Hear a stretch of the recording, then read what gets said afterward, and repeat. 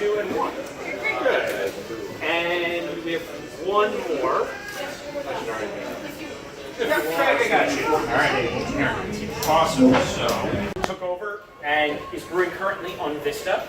I'm just at the point now that I've trained our next brewer who will be going to Vista. But there are some differences in the systems that I'd like to highlight if people have seen it. If not, when you do cruise on Vista, go check it out, talk to the brewer there. It'll look very familiar. The last question is, do we have any homebrewers in the group? Yes, 2. Awesome.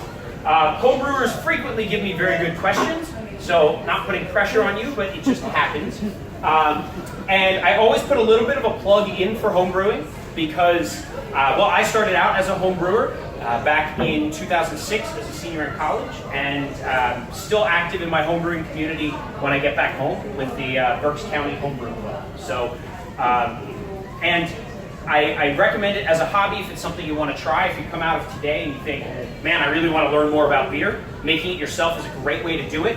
But even if you don't, I always recommend making friends with homebrewers because homebrewers will make more beer than they can drink. And they always want somebody to try. So these 2 guys, you know, they've already figured out that having a homebrewing friend is always a good thing.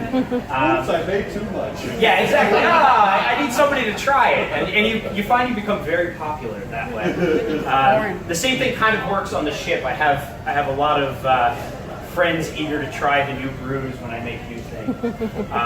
But all right, we are going to get into it, but we're going to start with toasted amber. We're starting on our sampler on the left-hand side, working our way to the right. The Parchment Toasted Amber is a nice, balanced American-style amber ale. You get a little bit of aroma and a little bit of flavor from the hops, as well as some toasty malt character and a little bit of sweetness to it. And I think it turned out pretty well. So we're going to use this to kind of talk our way through how we incorporate all 4 of those main ingredients. We're going to start the process with some malted barley. And this one I will send around. If you want to take a look at it, if you want to shake some out and taste it, feel free. But this is actually where all the sugar in the brewing process comes from. And downstairs on deck 0, I've got true German Hefeweizen style beer. You'll get a lot of banana in that. Saison yeast will have some of that and lean a little bit more towards spicy and an overall dry.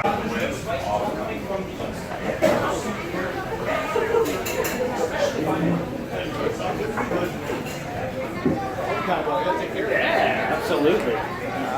Yeah, if we can kind of get between these 2, everybody is here. Again, if you can't hear me, just let me know. I will try to project so everybody can. Welcome to the Brewhouse. This is where the hot side of our brewing operation takes place.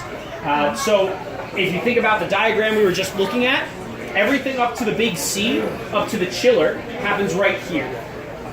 So these are all of our hot side processes will take place between these 2 vessels. And most importantly, and I think pretty awesome, this is a glass brew house. So kind of stating the obvious because you can see through it and you can see into it and see what's going on. This is something that it's a German equipment manufacturer that's made this, and they've made about 25 around the world, but none installed in the US yet. So for most of our guests, this is a very unique experience. To be able to look in and watch the brewing process as it's happening.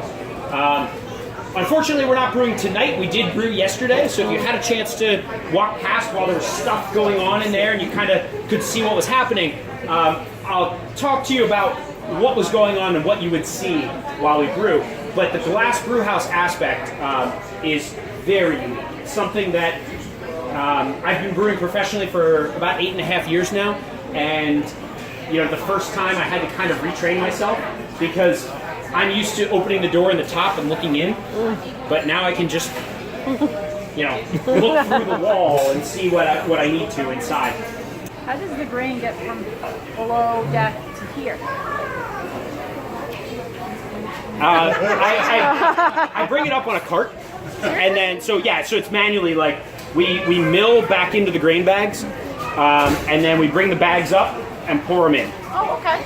On the other end of it, I do have a very nice luxury here because my grain out is pumped. Okay. So I have a grain pump that's going to send the grain from here down to deck 3 to my food waste system. So it mixes in with all the table scraps and kitchen scraps ship-wide. Wow. So my spent grain is a very, very small percentage of our total food waste on board. But that's how we deal with it. So it's pumped down. And that just means that I'm not here with a shovel shoveling grain out. Pretty much every place I've worked has used some degree of a shovel to get the grain out. Other questions? All right, sounds good. Let's head back to the tables, but if you need a bathroom break, now's the right time to take it. Yes, that works. So true. But the idea with India Pale Ale, going back, he came through the tour with a bottle of Budweiser. He said, but my family's here, we're going to do this, and I'll taste along. So he tasted. He got to the end. It is a little bit cool in here. We'll talk about that in a moment.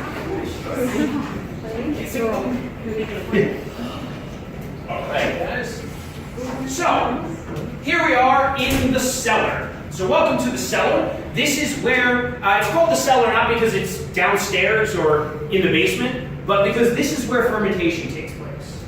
Historically, brewers would ferment literally in the cellar because the temperature was stable and cool. So it would keep the beer cool, it would keep the fermentation under control, and the name has stuck. So now, with modern refrigeration, we individually temperature control each tank. We don't need to use the actual basement, but which would be really hard on the ship, but we still call it the cellar. If you've done, has anybody here done the England tour? Any ideas of the crowd? No. It's a very nice tour with a really good historical perspective. And so they take you into their beer caves that are like underground and kind of in the hillside where the temperature is cool and stable. But with modern refrigeration, each tank holds its own temperature.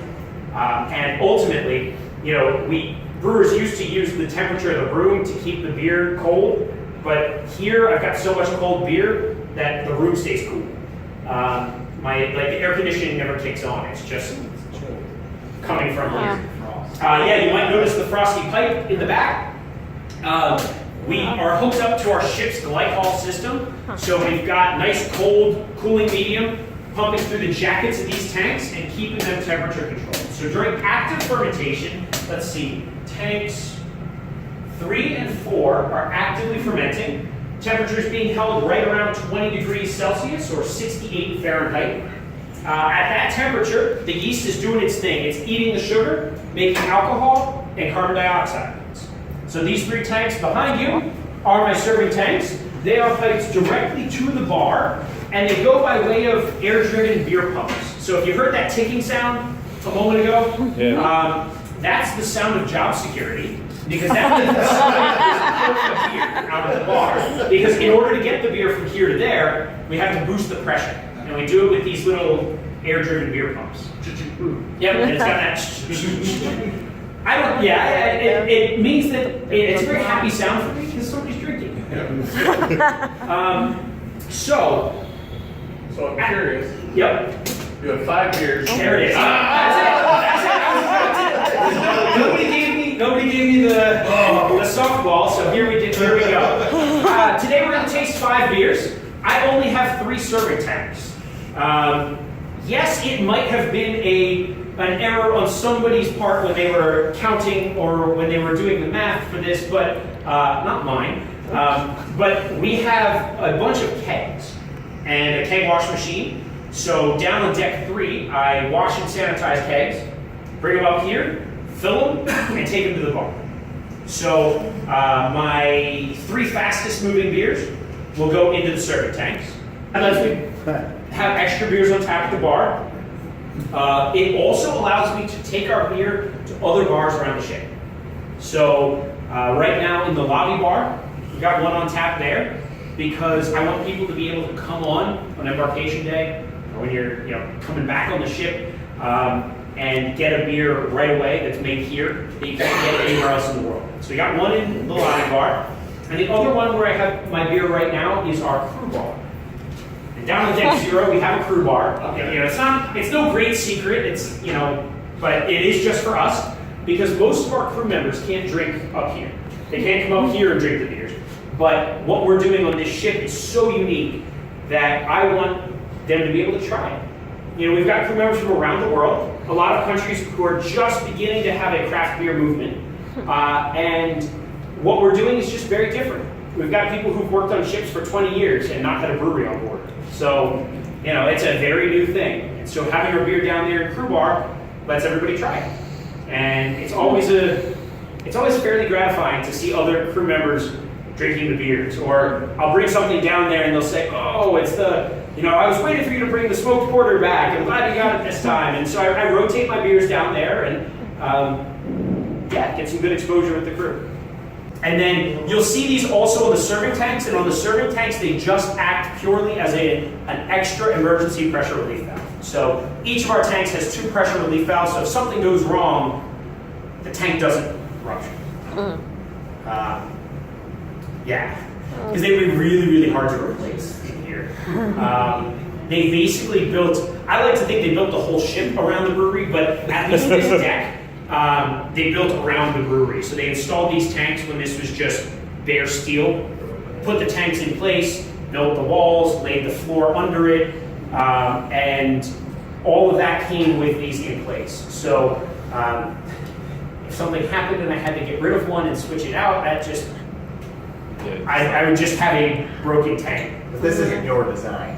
It's not my design. I gave some input in between Vista and here, so there are some small changes.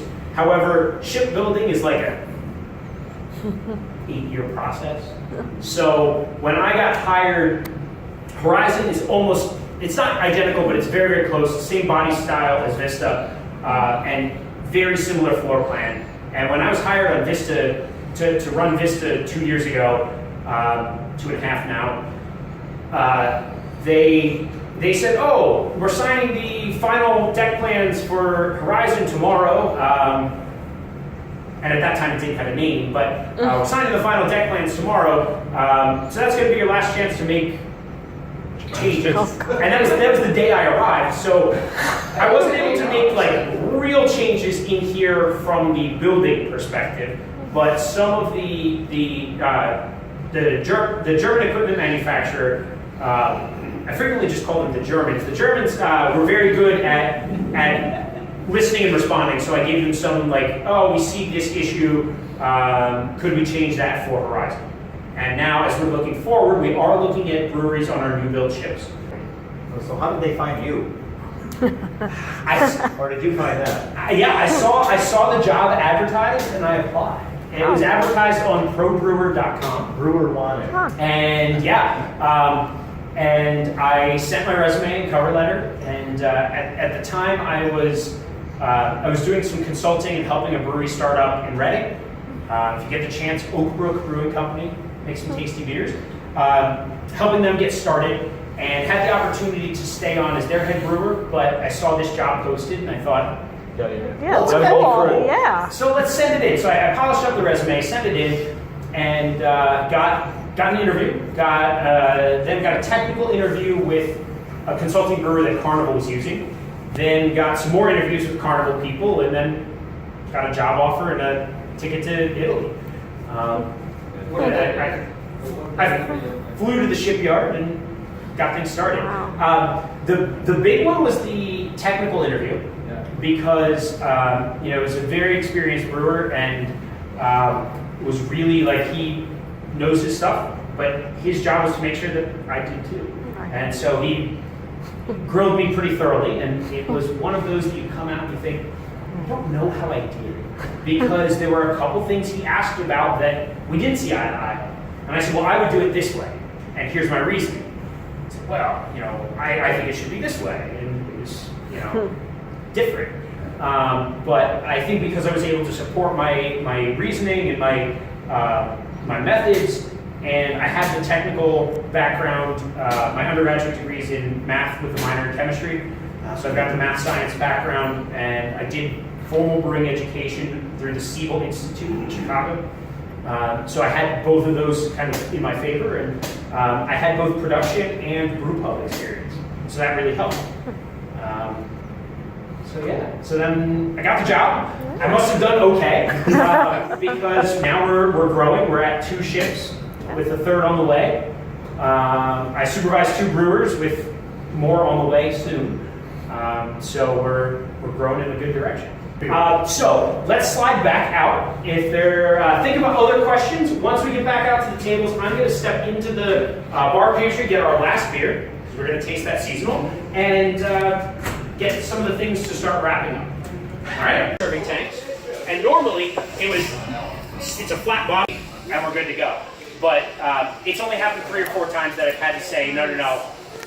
It's a certificate.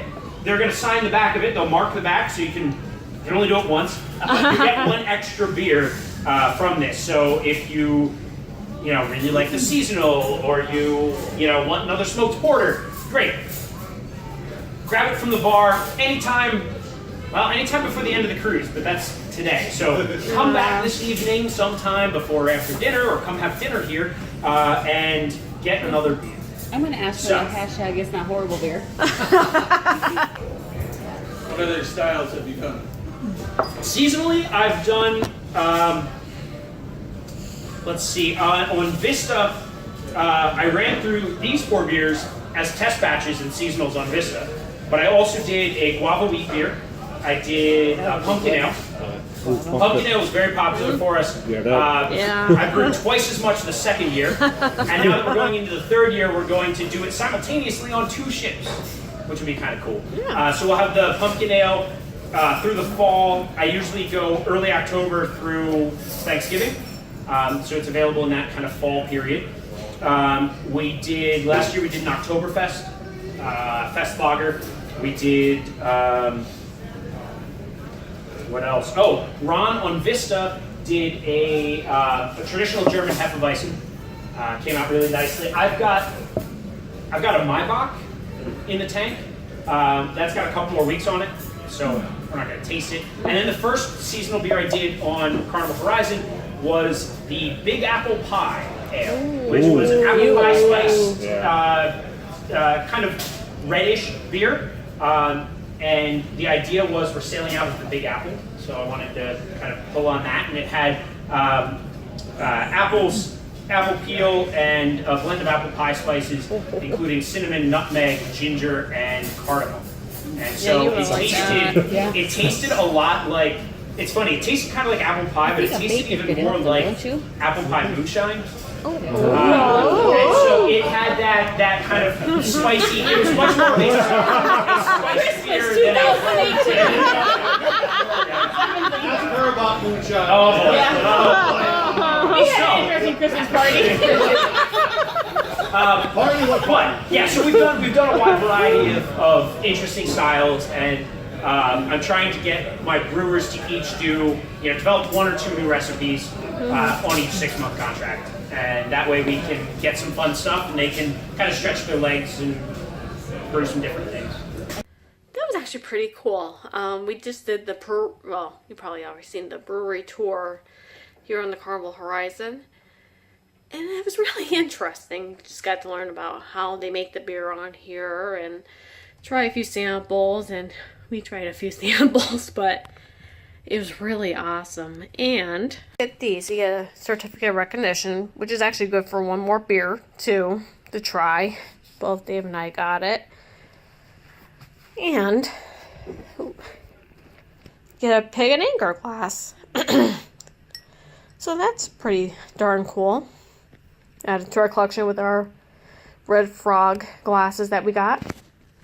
Yeah, if there's anybody that's kind of questioning this, I tried to get as much footage as I could. I would definitely recommend it.